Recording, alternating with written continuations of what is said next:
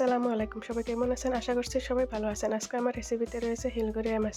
তো এখানে আমি মাছটাকে ভালোভাবে ধুয়ে রেখেছি, আর এখন হচ্ছে মাছের মশলাটা আমি তৈরি করে নেব। তো এখানে আমি একটা বড় সাইজের পেঁয়াজ দিয়ে দিয়েছি, আর দিয়ে দিব হচ্ছে 4-5টা কাঁচামরিচ, আর হচ্ছে একটা টমেটো দিয়ে ব্লেন্ডারে ব্লেন্ড করে নিব। এদিকে আমি চুলাতে করে বসিয়ে দিয়েছি, আর দিয়ে হয়েছে পরিমাণ মতো সরিষার তেল। আর এখন ব্লেন্ড করে রাখা মশলাটাও আমি তেলে দিয়ে দিব।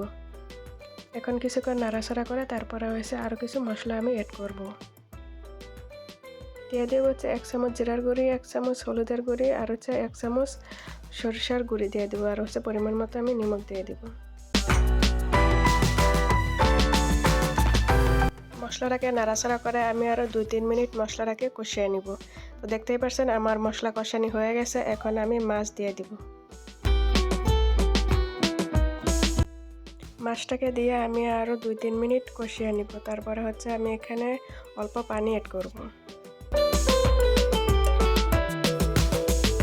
পানি দিয়ে আমি আরেকটু মাছটাকে নাড়াচাড়া করে দেবো, যাতে মাছের মশলাটা পানির সাথে মিক্স হয়ে যায়।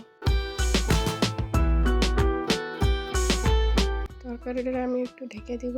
তারপরে হচ্ছে মাঝখানে আমি আর একটু মাছটাকে নাড়া দিয়ে দিব, যাতে জলদি লেগে না ধরে।